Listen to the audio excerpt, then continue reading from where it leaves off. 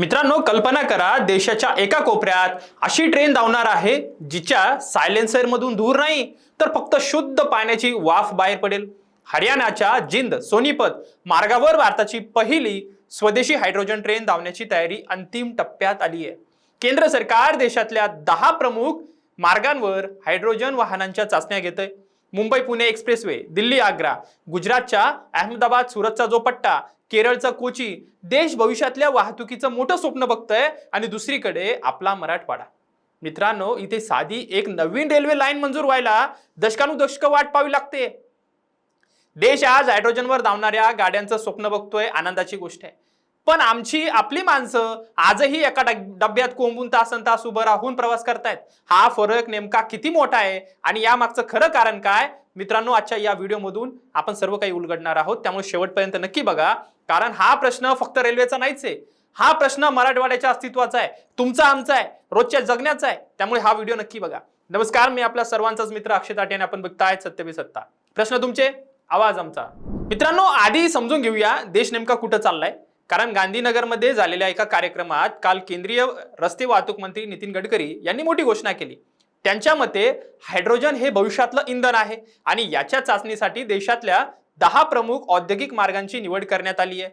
या तंत्रज्ञानात गाडीत साठवलेला हायड्रोजन वायू आणि हवेतला ऑक्सिजन यांच्यात रासायनिक प्रक्रिया होते आणि त्यातून वीज तयार करणार आहेत आणि त्यानुसार ती गाडी चालणार आहे। ठीक आहे, कुठलाही ज्वलन नाही, कुठलाही कार्बन उत्सर्जन नाही, फक्त पाण्याची वाफ। आणि हे केवळ रस्त्यापुरतं मर्यादित नाहीये मित्रांनो, भारतीय रेल्वेनेही हरियाणाच्या जिंद आणि सोनीपत या मार्गावर देशातली पहिली स्वदेशी हायड्रोजन ट्रेन उतरवण्याची तयारी जवळपास पूर्ण केली आहे। सूत्रांनुसार भारताचा ऑटोमोबाईल उद्योग आज तब्बल 22 लाख करोड रुपयांचा घरात पोहोचलाय आणि जपानला सुद्धा त्यांनी मागे टाकलंय। म्हणजे भारत जगातली तिसरी सर्वात मोठी ऑटोमोबाईल बाजारपेठ बनलाय। सरकारला या क्षेत्रात भारताला आता जगात नंबर 1 वर अव्वल क्रमांकावर आणायचंय। आणि हे जे निवडलेले 10 मार्ग आहेत ते नेमकं कसे आहेत बघा मित्रांनो। मुंबई पुणे एक्सप्रेसवे, दिल्ली ग्रेटर नोएडा, दिल्ली आग्रा, भुवनेश्वर कोणार्क पुरी, अहमदाबाद वडोदरा, सूरत जामनगर, गाजियाबाद फरीदाबाद दिल्ली, जमशेदपूर कलिंगानगर, तिरुवनंतपुरम कोची, विशाखापट्टणम बय्यावरम। औद्योगिक दृष्ट्या महत्वाचे जेवढे काही दळणवळणाचे मोठे कॉरिडॉर आहे ते सर्व या मार्गावर निवडले गेलेत, मान्य आहे। पण मित्रांनो, एक नजर टाका या यादीवर। महाराष्ट्रातून फक्त एकच मार्ग, ते म्हणजे फक्त मुंबई पुणे। बरं, मराठवाडा कुठे आमचा? मराठवाड्याचं नावही या यादीत कुठे दिसत नाही। देश भविष्यातल्या तंत्रज्ञानाच्या मार्गावर धावतोय, चांगली गोष्ट आहे, आनंद आहे। पण आमचा मराठवाडा त्या नकाशावर का नाही? आता हा प्रश्न सर्वसामान्य मराठवाड्याच्या तरुणांना पडलाच आहे।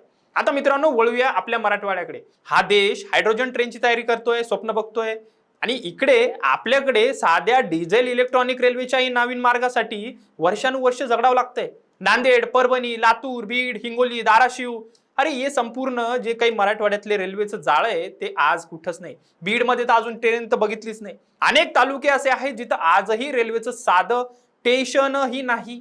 आपण मागच्या आपल्या या चॅनलवर मराठवाडा रेल्वेवरील अन्यायाची पूर्ण मालिका चालवतोय। मागचे 40 एपिसोड तुम्ही सर्वांनी बघितलेत। प्रत्येक भागात हेच वास्तव समोर येत आहे। आता DRM बैठकांमध्ये जी आश्वासन दिली आहे ती होणार का? प्रस्तावित मार्गांच्या घोषणा होतात, पण प्रत्यक्षात काम किती कासव गतीने चालतंय आणि वर्षानुवर्ष कागदावरच राहतंय हे आपण बघतोय। छत्रपती संभाजीनगरला स्वतंत्र झोन बनवण्याची मागणी होते की नवीन मार्गांना गती देण्याची मागणी, हा आरोप होतोय। बरं, मराठवाड्याला केंद्र सरकारच्या नकाशावर असं दुय्यम स्थान का दिलं जातंय? तर मित्रांनो, विचार करा, जो देश हायड्रोजन इंधनावर अब्जावधी रुपये गुंतवतोय, ज्या देशात ऑटोमोबाईल उद्योग 22 लाख करोड रुपयांवर पोहोचलाय, त्याच देशातल्या या मराठवाड्यातल्या सामान्य माणसाला आजही साध्या गर्दीच्या ट्रेनमध्येच, ते पण उभं राहून तासनतास, ते बी रांगेत तिकीट काढून प्रवास करावा लागतोय।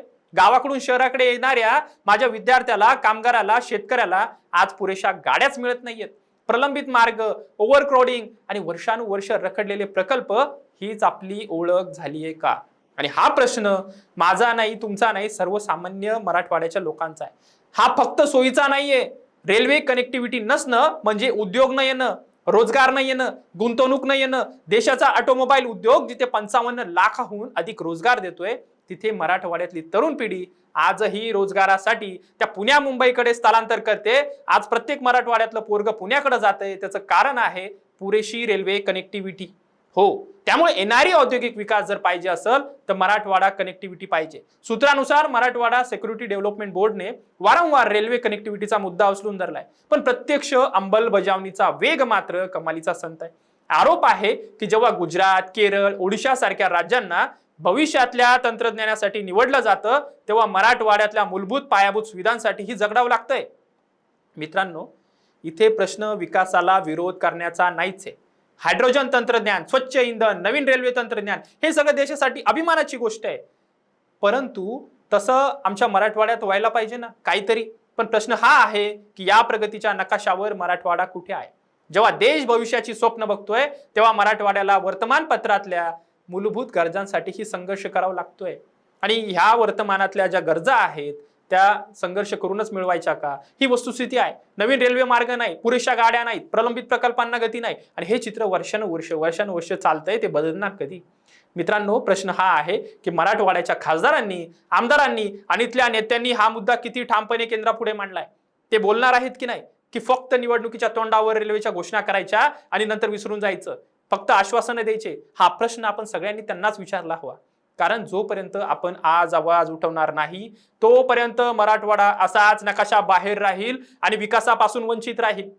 एक ट्रेन काय करू शकते ही खूप मोठी गोष्ट आहे. देश हायड्रोजन ट्रेनच्या दिशेने वेगाने पुढे जातोय, चांगली गोष्ट आहे. आपला मराठवाडा आजही एका साध्या रेल्वे मार्गासाठी वाट बघतोय. हा फरक आपल्याला अस्वस्थ करायलाच हवा. हा प्रश्न तुम्हाला पडायलाच हवा, कारण अस्वस्थताच बदलाची पहिली पायरी असते. तुम्हाला अस्वस्थता झाली नाही, पण मला होती. कारण तुम्हाला काय वाटतं हे तुम्ही ठरवा आणि मराठवाड्याला हा रेल्वेवरील अन्याय कधी संपेल त्यासाठी तुम्ही आवाज उठवा. तुमच्या भागातल्या रेल्वे समस्या तुम्ही आम्हाला कमेंटमध्ये नक्की सांगा आणि हा व्हिडिओ जास्तीत जास्त त्या आमदार खासदारांपर्यंत पोहोचवा जे याच्यासाठी आवाज उठवणार आहेत आणि शेअर करायला मात्र विसरू नका. धन्यवाद. लग्न ठरलंय ना तुझं? आणि हे काय? अगं, मला पीसीओडीचा त्रास आहे. कधीतरी हे सासरी कळेलच ना. मग त्याच्यामुळे मुलं होण्यात अडचण येते ना. हे एकतर पीसीओडी इतका गंभीर आजार नाहीच आहे आणि त्यावर सोपा उपाय आहे. आपल्या ईशाला लग्नाआधी असाच त्रास होता. तिने डॉक्टर चाटेज होमिओपॅथी क्लिनिक मध्ये उपचार घेतले आणि तिला आता 2 मुलं आहेत. डॉक्टर चाटेज होमिओपॅथी क्लिनिक, साइड इफेक्ट नसलेला होमिओपॅथीचा नैसर्गिक उपचार. 9545727107